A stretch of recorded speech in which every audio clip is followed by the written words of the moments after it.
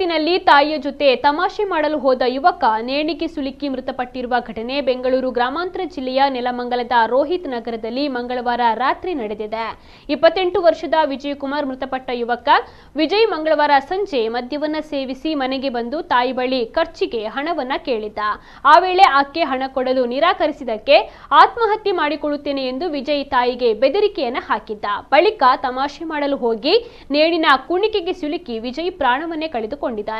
ವಿಷಯವನ್ನು ತಿಳಿದ ನೆಲಮಂಗಲ ಪೊಲೀಸರು ಘಟನಾ ಸ್ಥಳಕ್ಕೆ ಭೇಟಿ ನೀಡಿ ಪರಿಶೀಲನೆಯನ್ನು ನಡೆಸಿದ್ದಾರೆ.